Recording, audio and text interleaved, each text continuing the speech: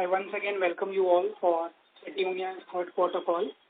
On the management side, we have Dr. N. Kamakodi, MD and CEO, and Mr. J. Sadagopan, CFO. Without further ado, I'll hand over the call to Dr. Kamakodi for his opening remarks, post which we can open the floor for Q&A. Thank you, and over to you, sir. Good evening, everyone. Hearty welcome to all of you for this conference call to discuss the unaudited financial results of City Union Bank for the third quarter ended 31st December 2023. Board approved the results today, and I assume you all have received the copies of the results and the presentation.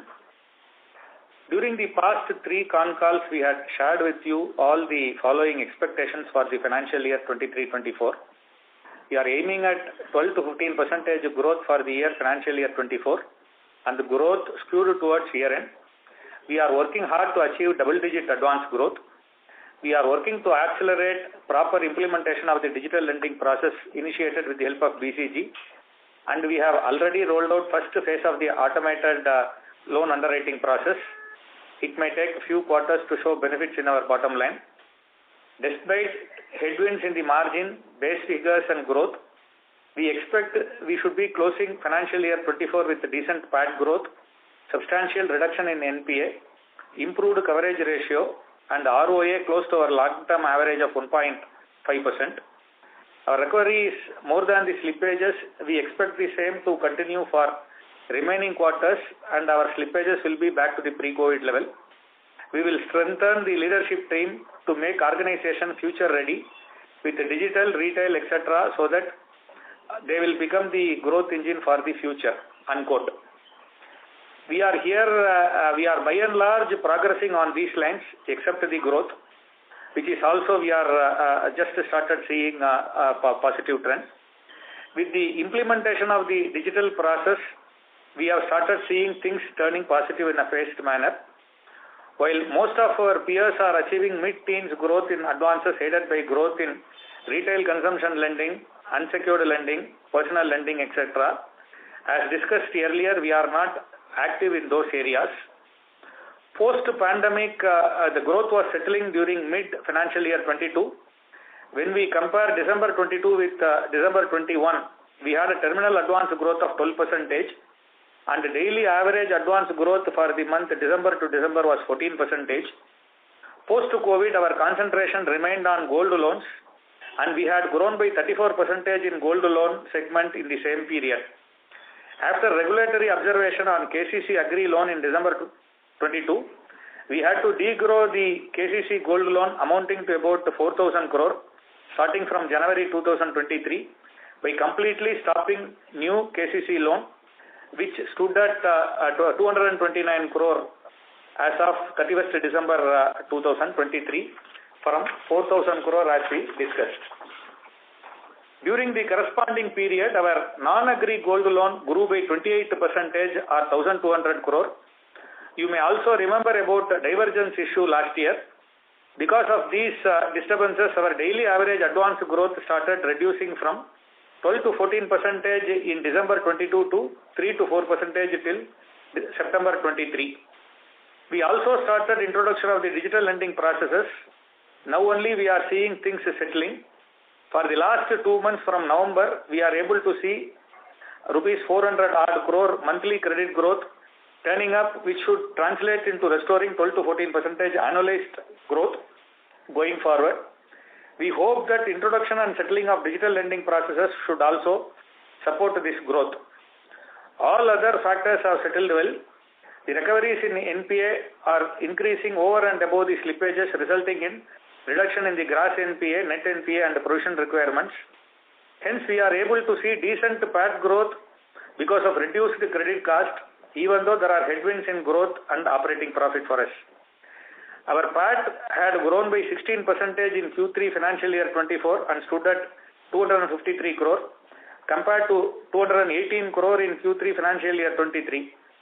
The ROA for Q3 financial year 24 was 1.49% compared to 1.34% in Q3 financial year 23 and 1.52 for 9 months financial year 24, which is our long-term average. The PAT for 9 months financial year 24 is 761 crore and we hope to cross 4-digit PAT figure for financial year 24 as said during our earlier con calls for the first time. Our annualized slippage ratio for Q3 has come down to 1.7% in Q3 financial year 24 from the peak of 5.56% annualized in Q4 financial year 20. It has also reduced from 2.06% in Q2 financial year 24, showing sequential decrease and coming closer to pre-COVID level.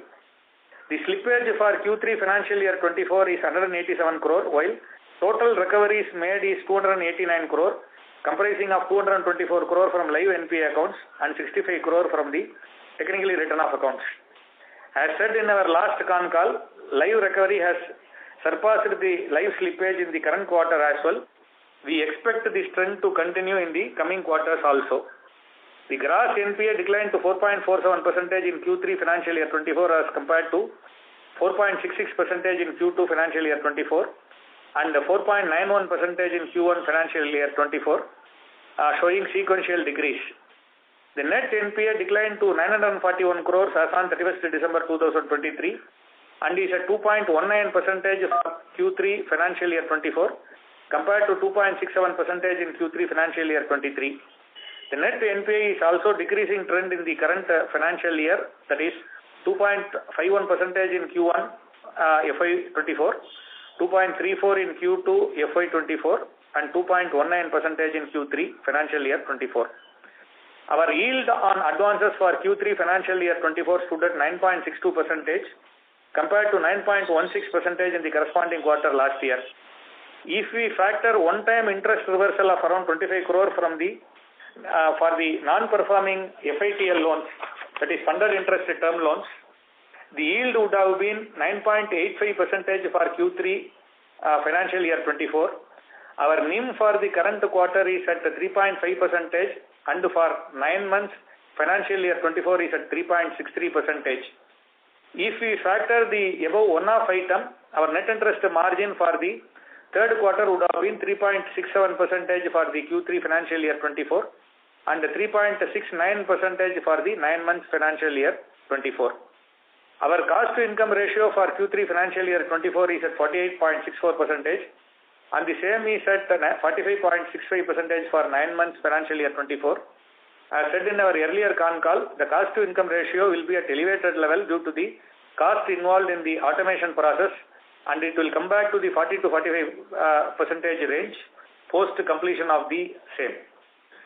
So far we have opened 20 branches in this financial year, taking our total number of branches to 772. By this financial year end, financial year 2024, we are planning to open our 800th branch. The process of strengthening the leadership term is at advanced stage. The first set of senior team members are joining in February, that is this month soon. They will be contributing to strengthen our capabilities in digital lending, retail, data analytics, etc. Before the next quarter results, most of them would have joined our bank. The details will be in a position to share with you in the next annual con call. To sum up, we should be achieving the 4-digit PAT for financial year 24 for the first time. Our NPA slippages have come down significantly and the live NPA recoveries have surpassed the live slippages. Hence, going forward, we are on the right track of getting back to pre-COVID level of NPAs. Our performance level is by and large as per our numbers shared, except for growth. For the past 2 months, we are seeing positive growth as per our expectation, and we expect the same will get better and better. The digital lending process is going as per the schedule, which will help in achieving the improved credit growth in the coming quarters. And ROAs are back to 1.5%, which used to be our long-term average. And net interest margin is also stable. Overall, with these opening remarks, I leave the forum for questions. We will over to you all. Thank you very much. We will now begin the question and answer session. Anyone who wishes to ask a question may press star and 1 on their touchtone telephone. If you wish to remove yourself from the question queue, you may press star and 2. Participants are requested to use handsets while asking a question. Ladies and gentlemen, we will wait for a moment while the question queue assembles. Participants, you may press star and 1 to ask a question.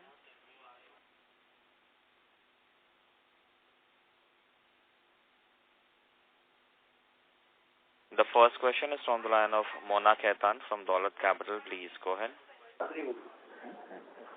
Yeah, hi sir, good evening.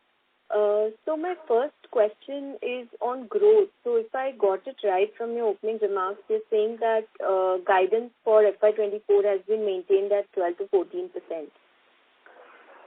No, I don't think we will be able to cross double digit. We are hopefully we should be getting closer to the double digit. Okay, got that. And secondly, you mentioned about this FITL impact which hurt your yields in Q3.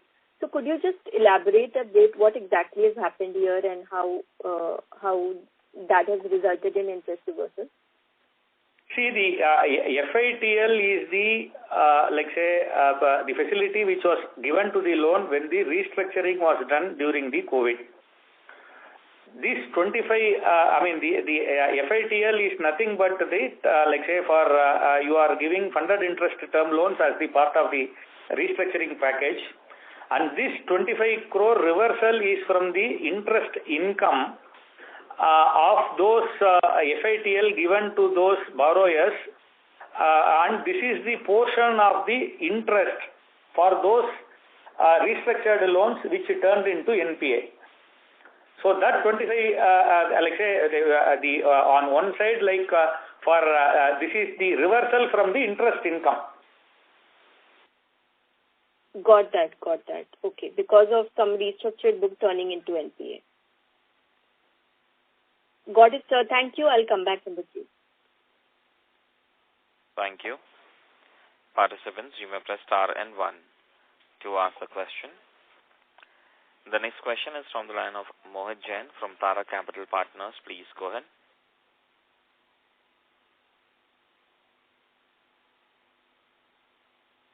Mohit, may I request you to unmute your line? Yeah, go ahead. Yeah, hi. Good evening, sir. I have a further question on the growth guidance that we are talking about. I think you said we will be somewhere in near to double digit. So that means that we have to effectively get a growth rate of 8 to 9% in this quarter. Which seems very difficult, which seems very optimistic considering the fact that past 3 quarters it has been a negative growth to a very low single-digit growth of 2 to 3%. So what makes us optimistic about achieving that 9 or 8-9% growth also? And how has been the progress in the month of January so as to get any comfort on this number? See, you are right in the sense that if you had tried to see our fourth quarter growth in the past, so we typically used to have about 2,200 to 2,400. Say, for example, our highest was in 21-22 fourth quarter when we had 2,768 crore. And we had the earlier 2 years lower, but before that and all, about 2,428 and 2,311 and things like that. As you said, the point is that it is really, it may look optimistic only, and I will not be in a position to assure everything, but what I can definitely tell you is that 2-3 things which are happening now, which has to support us. One is that whatever unwinding of KCC book on gold loan as discussed, it is by and large over. So we should be seeing some amount of growth back in the gold loan. The first phase of automated lending for less than 3 crore is by and large through, which should also support. See, basically now as we had discussed in the past, there were during the COVID and also when we had multiple headwinds, from various quarters, we are setting one piece after the other back on track, and we are able to do that without basically compromising on the overall ROA and PAT. So, our levers now currently which are favorable are the NPA slippages and recovery. With that, we are managing our profitability growth. At the same time, the challenges in the growth are getting addressed one after the other. We are trying our best to have everything together. I mean, we have to see that in that way only. And we are putting our best effort to achieve all these pieces together. And as of now, like we will see as it comes. But we are able to see, particularly for the last 2 months, the average, let's say, credit growth and all is coming back to about 1% per month and things like that, which should accelerate, because in these last 2 quarters, the complete unwinding of gold loan was not over. So keeping all these things into account, we are working, we are trying to pass this period without ensuring, I mean, to ensure the profitability and return matrices are properly maintained. At the same time, before we exhaust these levers, growth is also back when we should start seeing the NII growth and operating profit growth. So just one thing, actually in Q2 also we had this guidance of a double digit, I think 12 to 14%, and in between there was some media article which said that the growth is going to come down to a very low single digit of 1 or 2%. But I think the company clarified that we are sticking back to the original guidance, and I think that clarification came somewhere in the mid of December. So if in December it was being said that 12 to 14 is the original to which we are sticking. No. And of these last 2 months you are saying 1% is a growth rate in last 2 months it is happening. So how should we read the overall guidance, sir? See, the point which when I started, I said I compiled all the points which were given in the earlier Concalls. So first Concall we expected 12 to 14%, and then we had to moderate it to, like say, double digit. And some of the things, whatever we expected, though they are directionally positive, we are yet to get the full grip and all. Now we are seeing some amount of positive step, particularly from all directions wherever we had negative impact, and we are putting our best effort to take it forward. So till that, before we achieve the, like say, growth, fortunately our other levers are working, even though we had like say headwinds in terms of the growth. Other levers, particularly on the like say the asset quality front, is helping us. That is why we are able to manage our PAT growth and moving forward. So the point is that till we get that full grip on the growth, we have sufficient like say oil in the cylinders for the credit cost. So we will like say we are also waiting and putting our best effort. That's why I say these are all the things we told. We are giving our best effort. Let us see how things move forward. Okay. And so just one follow-up. We are targeting. Well, sorry, we lost your audio. Can you repeat your question once again? Yeah. Hello. Can you hear me? Yeah, go ahead. Yeah. What is? Mohit? Yeah, Mohit, can you hear us? Hello, can you hear me? Yes, we can hear you now. Yeah. What is the deposit growth that we are targeting for the year? We will have the deposit growth matching the, like say, credit growth. We are not going very aggressive in deposit growth. We are balancing them. So we once we like say stabilize all, because we have our credit deposit ratio around 80 to 83%, and also since our Tier 1 capital adequacy is above 20%, we have adequate like say the deposit growth will not hamper the advances growth anytime sooner. So we will manage, we will start working out on the deposit growth once we are able to fix this. Okay. Thank you. Thank you. Participants, you may press star and 1 to ask the question.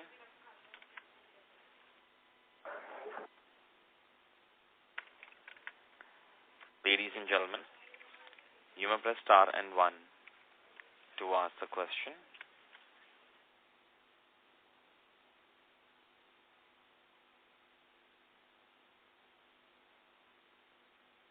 The next question is from the line of Franklin Moiris from Equentis Wealth Advisory. Please go ahead. Yeah, sir. Thanks for taking my question. So, could you please, maybe elaborate on this YOY growth? I was not very clear because at the start you mentioned 12 to 15%. So, does that hold true? No, see, to start with, I recollected what and all we discussed during the earlier 3 conference call.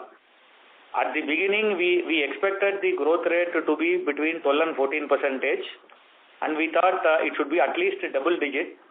And now, as we told, we are not giving you any expected number and all. So we are putting our best effort to get as close as possible to the double digit growth. The things which are, positive for us is the gold loan degrowth of 4,000 crore in KCC segment which happened last year. That book is almost unwound. And then the first stage of digital lending process has started. And we also have started seeing about 400 odd crore growth in the last couple of months. So the things have to progressively get better and better is what I have told for the future. Yeah, and so how long will it take for you to, achieve, come back to that 12 to 15% guidance that you stated sometime back? Probably we will give you some, the exact number once we get a total grip in the fourth quarter when we meet during the next con call. Okay. Sir, and also you had guided on lower NPAs by March 24. So does that, hold true, and is there any visibility beyond that as well? Yeah, as of now, as I told you, in fact, we told in the earlier con calls, we get a benefit of about not less than, for both last year and also for this year, not less than about 200 crore benefit, compared to the previous year in credit cost because of the lower slippages vis-a-vis the recovery and all. We are able to see that point visible for a few more quarters at least. Now, as I told in the earlier con call and all, we used to operate, in the past and all, normally about 6 to 8% SMA2, of which about 1/3, about 2% will become NPA and all. But now, post this, the cleanup which happened because of across all fronts, we are able to see now the slippages have come to less than 2%, and also the SMA2 numbers and all, it was in 2-ish%, perhaps lowest whatever we have dealt in the past. So these numbers are giving us confidence that both the lower slippages and higher recoveries which are happening will be able to protect our PAT growth and also lowering of our NPA as we move forward. Yeah. So what I was trying to understand is this improvement, is it likely to last only for 1 quarter wherein we see better recoveries and upgrades, or could there be more? Yeah, at least for not less than 3-4 quarters. 3-4 quarters. Okay, sir. Thanks a lot. Thank you. The next question is from the line of Rajakumar Vaidyanathan, individual investor. Please go ahead. Yeah, good evening, sir. Thanks for the opportunity. I have a couple of questions. The first question is on the recent floods in Tamil Nadu. So I just want to know what is the impact of that in terms of the stress. And the second question is... Please repeat the first question. Yeah, the first question is on the recent floods in Tamil Nadu state where, your bank has a significant presence. I just want to know what is the impact in the current quarter, and do you expect any stress in the upcoming quarter? Very insignificant. In Thoothukudi floods, at operating level, about 3-4 branches could not function for about 2-3 days, and even water came in our couple of branches and all. Those sort of operational issues were there. Even in Chennai flood, maybe that, the extra couple of days of holidays were there. Apart from that, there was not much of impact. we don't expect any significant impact because of floods so far, which is material. Okay. Okay. And sir, the second question is, I think we have seen the bond yields have started softening. So I just want to know do we expect any uplift to the bottom line in the upcoming quarters?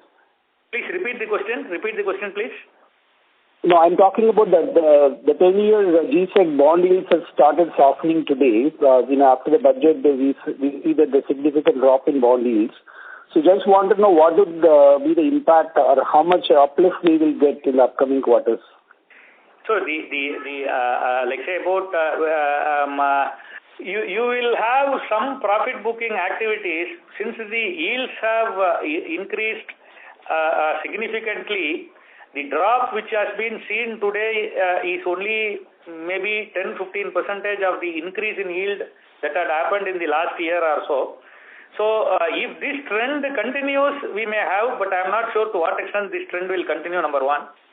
Number two, from 1st of April 2024, the rules of, let's say, holding in HTM, the profit booking concepts and all are changing. If the yield decrease in the next year, I mean, under the current rule, you can book profit in the HTM up to 5%. If it crosses 5%, you have to disclose the mark to market. But under the new rule, you cannot make any sell beyond 5% at all. So that's the let's say thing in that. So the profit opportunity, whatever you are seeing. As of now, like say maybe like I won't say it will be very significant and all to book it. But if this trend continues, the profit booking opportunities will be there in the fourth quarter, but it cannot continue for the next quarter. Okay. Okay, sir. Thank you. Thank you.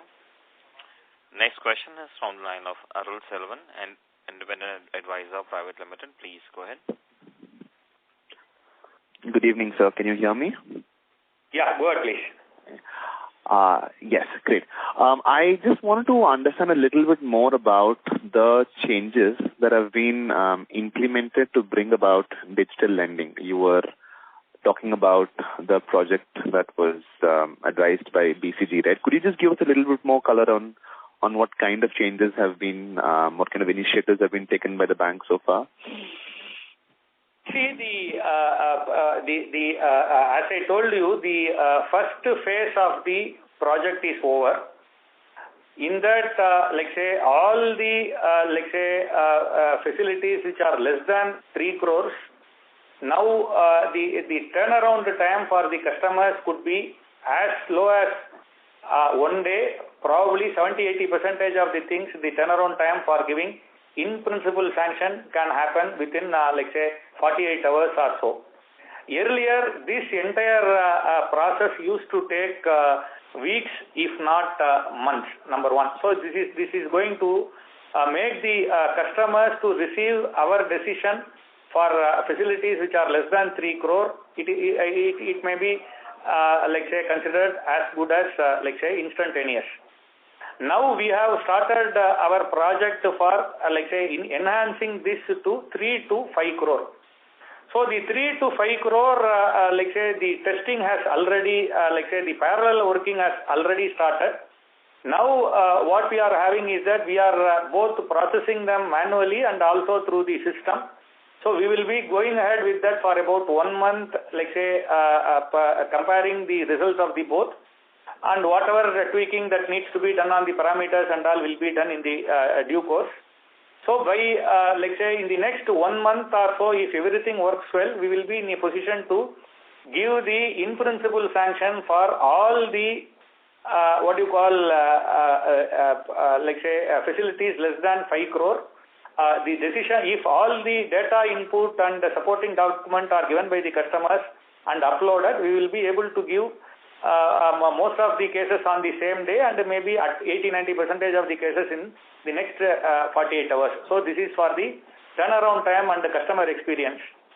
And the second thing, what is happening is that, like say, this will help us, like say, based on the past track record, like say NPA performances, lot of API integrations and all, many of the parameters which will be influencing an account, the probability of default and all, are now captured, and the system will give the decisions based on the like say these APIs integration and parameter testing and all, and it will give a better measurement of probability of default, and like say it will be like say give a decision whether those proposals can be accepted as it is, or which needs a manual checking, or which should not be accepted at all, which is expected to continuously reduce the like say probability of default of the portfolio, which will be you will take like say a few quarters for that to stabilize. Overall, it is going to, number one, reduce the turnaround time and make the like say customer experience much better. Number two, it will be like say making the measurement of probability of default better and aiding the decision making in a much better manner. Third thing is that this will open up lot of surplus capacity in the both credit sales and also processing and all, which will increase our capacity to meet more customers, source more, and also to make our credit processing centers to take a better decisions and more quality work. So the customer experience part is immediate. It could be felt to be the customers immediately. So we have already started giving it for less than 3 crore. So in the next few weeks, it will be increased to 5 crore. And then it will be increased up to 7.5 crore, which is given as the threshold for the retail by the regulator. So this is basically the crux of that entire thing, which is basically all the checking that had to be done manually and all, even our internal parameter, external parameter, those things get now automated, and the turnaround time from like say weeks, it gets reduced to hours. Okay, that's great to hear. I was actually trying to understand whether this would have some sort of an impact on the core quality of the underwriting team. Would it aid the team, or would it have no difference? I'm trying to understand if the automation also includes a component which affects the quality of the underwriting. Does that remain the same? Does it? No. Yes, please. Absolutely, you have multiple impacts. One, as I said, the quality of turnaround time for the customer, number one. Number two, the quality of decision making will be much better, because the actual probability of default and the health of the proposal, the points which cannot be seen by the naked eye in the manual processes and all, are now easily added to the automation because of a lot of API integrations and things like that. So the quality of decision making will improve, and the slippages will drastically come down as you move forward, which has already been visible from the some of the banks which have gone into this path. So you are going to have betterment in the TAT, and you are also going to have your system getting more capacity to process more proposal and source more proposal to get a better growth with the same amount of capacity, and also reduced slippages because of the better measurement of risk using the automated advanced tools. Okay, that was very helpful, sir. My last question here is regarding the kind of segments in which you're planning on using these digital processes. I know you've said as of now it's below 3 crores, but is there any specific segments that you're specifically using right now? See, basically now we have first the immediate requirement. Our core breadwinner is the MSME loans. That was the first product to go online for less than 3 crore. Then non-MSME loan for less than 3 crore. Then MSME and non-MSME for less than 5 crore. Then to 7 crore, 7.5 crore. Then we also need to build up strength for secured retail products like loan against properties, housing loans, and maybe over a period of time for the unsecured portion also. As we have told in the last Concall, over the next 5 years or so, we may be having some amount of small amount of unsecured portfolio in our portfolio and all, for which things have to start in a small way where you need this sort of automation and all. But as of now, on the immediate future, you don't have got any major changes in the overall composition. So we are introducing this digital lending processes, for all the exposures less than 7.5 crore, in those segments where we are, which are our breadwinners currently. That's very helpful, sir. Thank you very much. I'll get back into the queue if I have any further questions. Thank you. Next question is from the line of Karthik from Pinpoint Asset Management. Please go ahead. Hi, sir. Good evening. Sir, just wanted to get a sense on how is the underlying demand for credit in your core segment, which is MSMEs? Because you had mentioned in Q2 that finally, after several quarters, you're starting to see underlying credit demand improving. And clearly, the fact that loan growth has been sluggish in this quarter means that you are still getting your systems ready in order to disburse. So just wanted to get a sense on how much of this sluggish loan growth is a function of your readiness and how much of it is on account of sluggish credit demand. See, basically we are seeing the things are getting better and better. Where and all we are seeing betterment and where and all we are not seeing. I will just give you in 2-3 sentences. One item where we are seeing significant request from the MSME borrowers is for example the introduction of solar. Now we used to have a lot of requests for windmill in the past. Now for renewable energy, solar, it is going very high. If you look into the whether there is a capacity expansion in whether the lot of requests are coming for the capacity expansion in the usual MSME front. It has improved, but I will not say that it has reached the peak level or something extraordinary. So it was very dull, but now we have started seeing things improving on that direction also.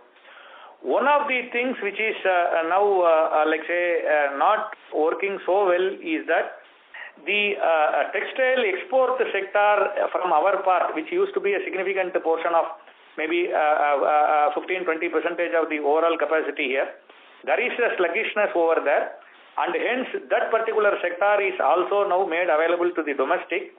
And also you had cotton prices moving up and down and all, some sort of it was a moderate level of incremental growth, and there was also some amount of reduction in the cash credit utilization and all.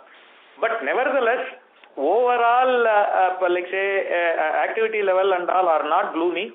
They are improving stage by stage in a phased manner. And the proposals which have started coming and all, during the COVID, we had literally shut us from onboarding of the new customers on credit and all. But the things, the credit proposal requests and other things have started getting back to the pre-COVID level, and it is showing improvement. At the same time, we had our own issues which we had discussed at length and all. So all the issues are settling down. So we feel there has to be a firm upward tick as we move forward. Sure, sir. Thanks. So leave aside the next quarter. Because I think you're one of the few banks that has the luxury of a comfortable LDR and your deposit growth is exceeding loan growth. So if you were to look out, say, the next 12 or 18 months, that this entire BCG implementation will be up and running and the operating environment for some of the MSMEs that you are alluding to were to improve, what kind of credit growth do you think this new system or the new city union that you're trying to build, the legacy that you're trying to leave behind, what kind of loan growth do you think this will support? And then would you like to throw a number or? See, this is one thing which we had been discussing for, multiple years. If you ask me clearly, my focus will be to, we have, we used to operate at about 15-16% return on equity, which came down to 10% during the, first year of COVID and improved steadily, and currently it is about 13-odd%. My focus will be to, in the next, 4 to 8 quarters, to reach, growth rate of around, 16-17%, so that you increase your return on equity also around that level, so that, and for which we should be in a position to, I will come back to your question on deposit later. So our plowed back profit should be in a position to take care of our growth, so that there is a sustainable growth rate is achieved and things are getting improved step by step, which we have demonstrated over a period of almost 2 decades. Coming to the deposits, we don't have any, and what you have to assume is that the bottlenecks in deposits and bottlenecks in advances used to happen alternately. And it's a cyclic thing. Don't think today you feel the systemic deposit rate is low. Similarly, people say that the entire money is getting to the, SIP, people are getting out of the deposit market and all such things and all. This sort of, if you ask the previous generation of, my seniors and all, they used to say, about 25 years back and all, how much difficulty they had in mobilizing deposits. Nobody used to bother advance growth rate, and the entire focus of the organization and each and every employee, people will be talking only about the deposit growth. This is something which will be happening on and off. It is now getting widely accepted that the average credit growth of the system will be between, around 15% or so.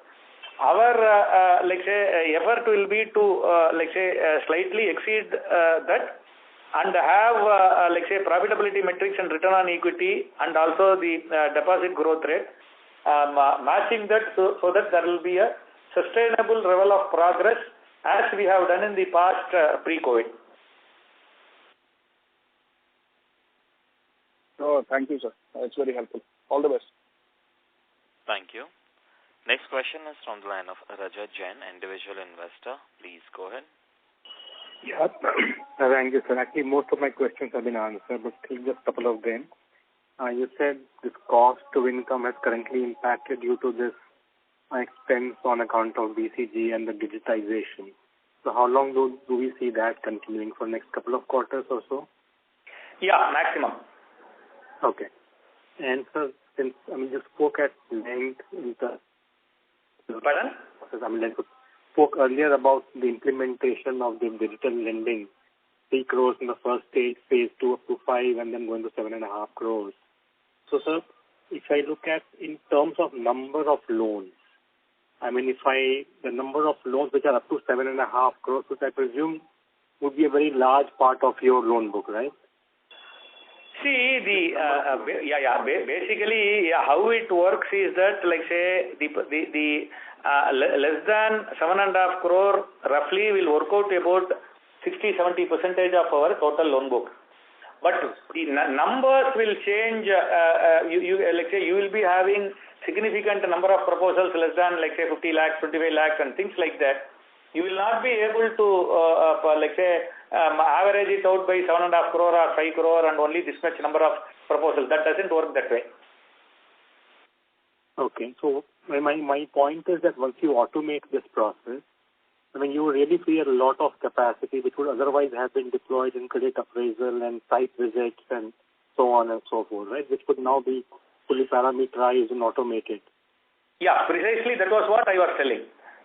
So, sir, but even with this new system, you will still have the site visit process and so on, or you will fully go to the automated mode now? See, we had a parallel run of, 3 crore, less than 3 crore, both technical and also the, manual. Once we get a satisfactory thing, we are moving on to the, decision making through that. Parallelly, you will be having about maybe 15-20% sampling that is getting continuously monitored to ensure that the system is not leaving any factor and all. So on an ongoing basis, if you look into 5 to 7 crore, the digitization will be helping us with this decision. But I won't say that the entire outcome will be purely based on the 100% automated. So it will be a combination of both input from it will reduce the manual decision making to a greater extent whenever the proposal is more than 5 and less than 7.5 crore. It will add a lot of value as you move forward in terms of, capacity creation and things like that, and capacity to process more proposals and things like that. Understood. Just one last question. You said because the Kisan credit card linked gold loan came down from 4,000 odd crores December 22 to about 250 odd crores this year. So if you adjust for that, the growth in advances actually would have been, what would the growth in advances have been had you not adjusted for that decrement? Maybe, for example, at least, even if we assume, 50% of that, if it had come for other products and all, at least another 5% extra growth should have come for the calendar year 23. Oh.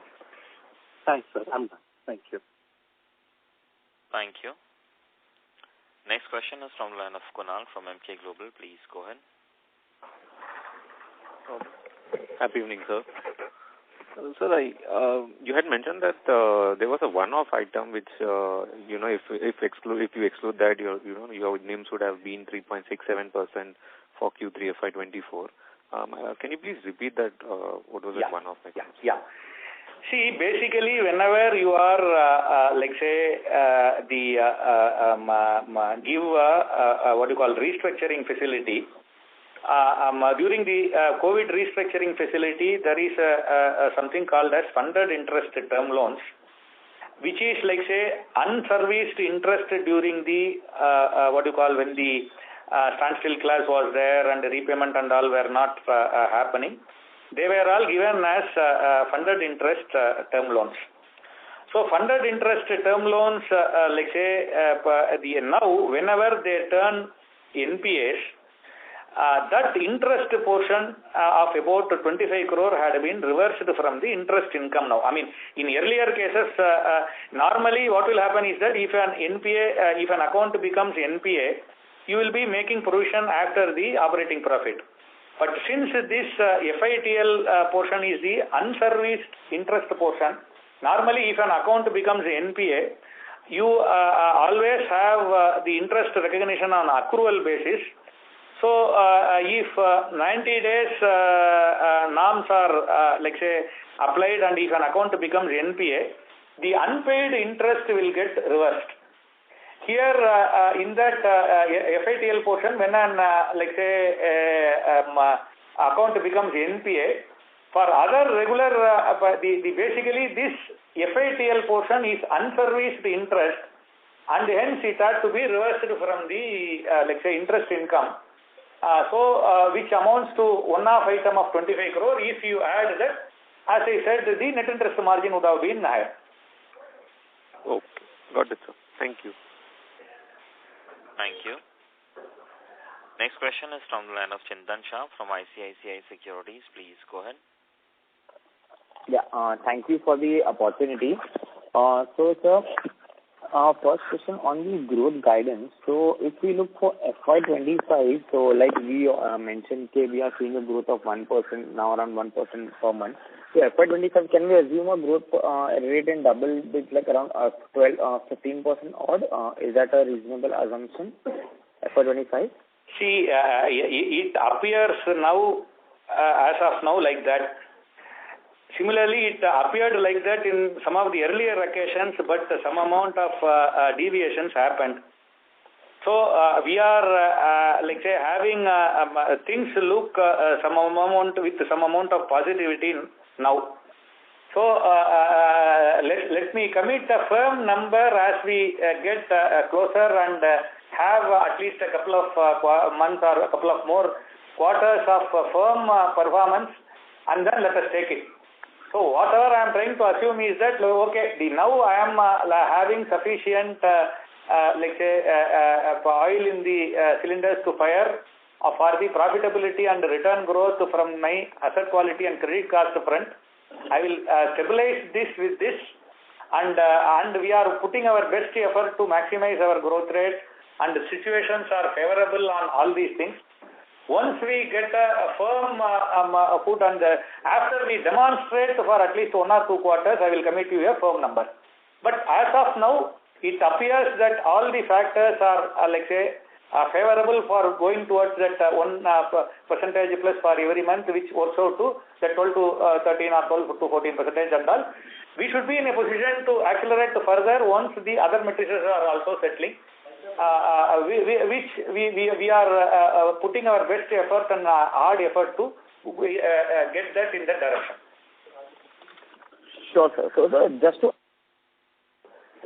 sure, sir. So just to add on that, if we assume like 15% loan growth for 25, so correspondingly, we would also need a similar kind of deposit growth, right, to meet the loan growth demand. So, and currently for this year, deposit growth is roughly around flat on your YTD basis. And despite that, the cost of deposits has seen a massive spike. So how do we make sure we'll be able to raise even deposits of around 15% YOY growth, and the cost of deposits, how would that be impacted? Then would that also see a spike continuing, or will that be stable? Any thoughts on that? See, always we had seen multiple cycles when you have the deposit growth and advance growth, they don't match each other. That's why I was giving about how it happened in the things and our earlier experience and all.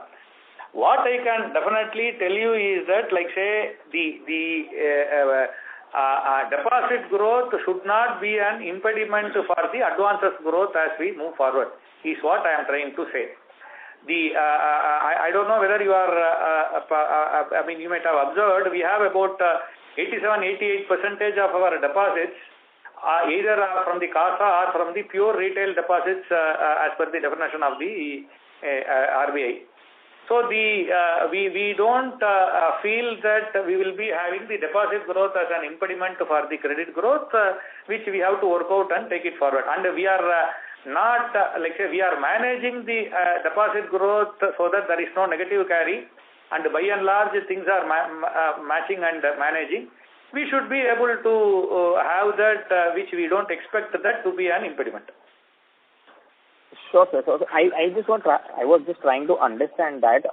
So assuming that we have a decent growth on FY25, so then margin should not be a dampener in any case, by way of yield on advances or by way of cost of deposits. If there is a spike in a cost of deposits or the decline in the yields, then again the margin should be under pressure. So that should, is that case? Can that be a case or not? The issue is that it will not be as material as you are expecting now. Some amount of, like say, if you had seen the things in the past, we have managed this movement of cost of deposits and our yield on advances in such a way that we are able to have a smoother thing. Ultimately, the ROA profile will not get affected.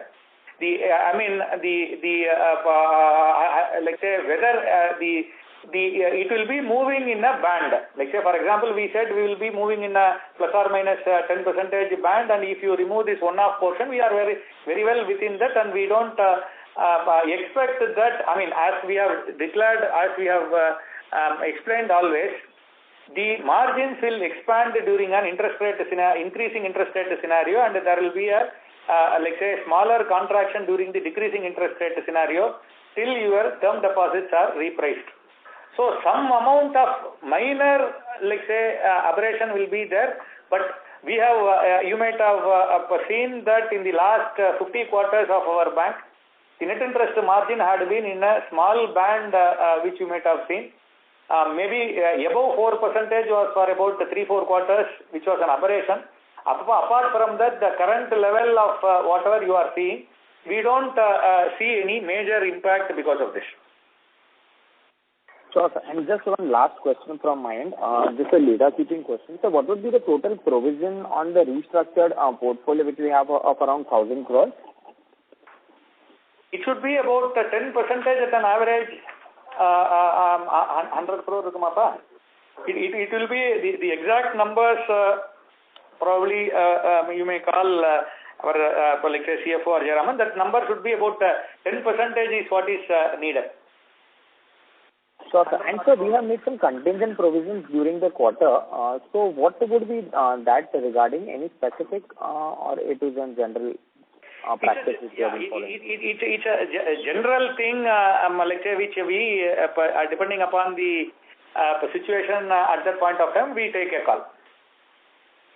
Okay. And so a COD, actually the cost of deposits during the quarter has seen a steep hike. So there are no one-offs to that, right? It's just normal 16 no, it's a normal thing. And almost to that proportion, the yield has also increased. If you take out this one-off thing, the similar amount of, let's say, that's why the margins and all also have hold up. Thank you. Chintan, sorry to interrupt you. Request to come back for a follow-up question. Thank you. I request to all the participants, please restrict to 2 questions per participant so the management can address everyone. The next question is from the line of Neil Mehta from Investec Capital. Please go ahead. Yeah, hi sir. Good evening. Thanks for the opportunity. So post the divergence report by the RBI last year, have there been any subsequent comments in general on the bank systems or the way the business model is being run in the course of the RBI annual audit? See, the whatever divergence we had was for the audit for the date 31st March 2022, which is over. Further, we had 31st March 2023. There was no disclosure needed, which we said, I think, along with our second quarter results are so.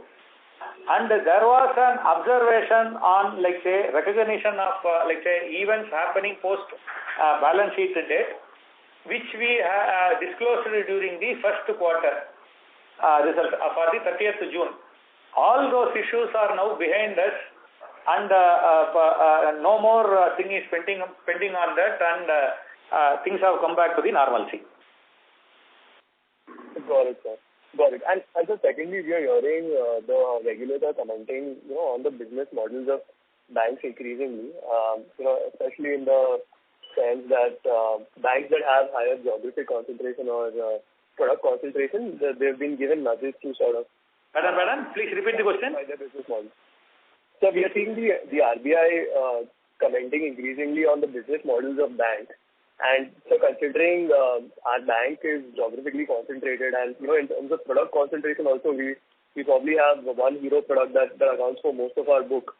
Have we received any feedback from the regulator to sort of diversify our business, not just in terms of geography outside of Tamil Nadu, but, also in terms of the product mix, which is currently heavily skewed towards MSME and trade loans?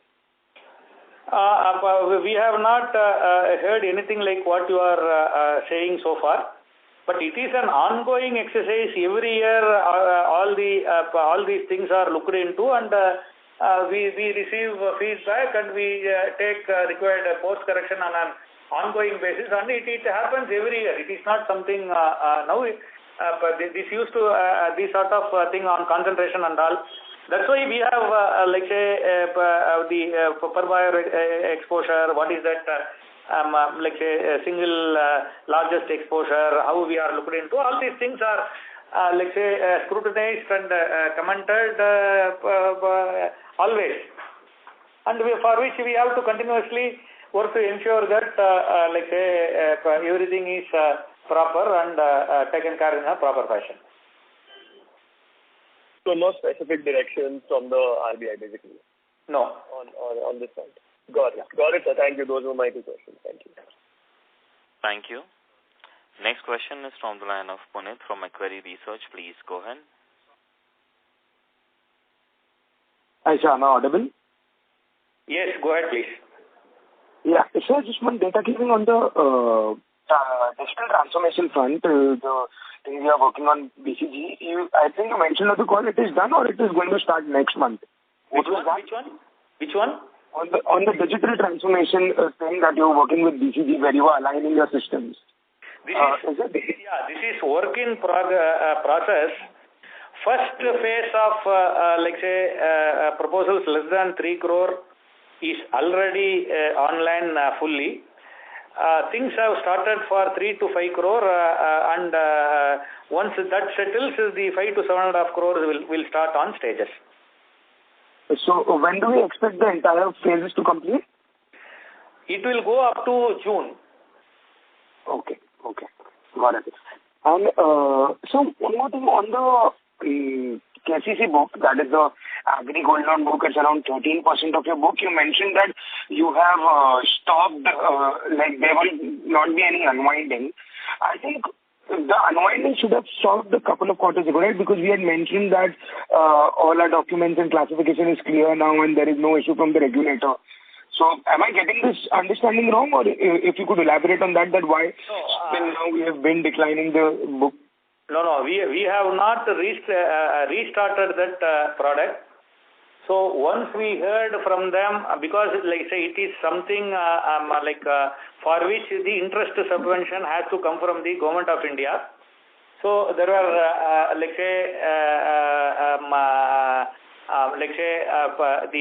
points came during the discussion and all, which we had to do an audit, we have to submit to that, and there were some discrepancy about 30-40 crores or something like that discrepancy and all in overall income was there. So we observed all these things and we did not restart that process. We are evaluating once we get a comfort that we will be able to comply fully and all our processes are proper so that there will not be any issue in the future, we will be restarting that. So during that process, we had to unwind that entire portfolio. Got it. And lastly, on the margin front, you said that the margins if the restructured book had not been reversed, the FITL reversal that you have undertaken of 25 crores, it would have been around 3.63%, right? Yes, that's what we told. Okay. Thank you. That's it. Yeah. Thank you. Next question is from the line of Sagar from Anand Rathi. Please go ahead. Hello. Good evening, sir. Just one thing from my side, if you could give out the SMA number, sir. Which number? SMA number, sir. SMA. Yes, SMA 2 is about 2.3% or something. 2.38%. Okay, and SMA 1? SMA 1 is 1.98%. Okay, thank you. So that's it from me. Thank you very much. As there are no further questions, I will now hand the conference over to the management for closing comments. Yeah, thank you all for attending, and things have started coming back on track. So we are able to, march towards probably a 4-digit profitability figure for the current year, perhaps for the first time in our history. So all the issues, whatever that came in our way during, post-COVID and financial year 22-23 and all have been now like say, one by one is getting back on track. And the last point, whatever is so for the growth, which we are trying to address and put our best efforts. Things have already, we are able to see things coming, turning positive step by step, and whatever remaining will also be getting solved over a period of time. If at all you have any further question and all, as usual, you can get in touch with Mr. Raghuraman, who takes care of our investor relationship program, or any person with, you have contacts and you are already being in touch with. So with this few words, I thank all of you and also thank Ambit for arranging this conference. We hope all the issues are by and large over, and we should see things getting better and better as we move forward, and good days are ahead of us. Thank you all for the opportunity. Thank you very much. On behalf of Ambit Capital Private Limited, that concludes this conference.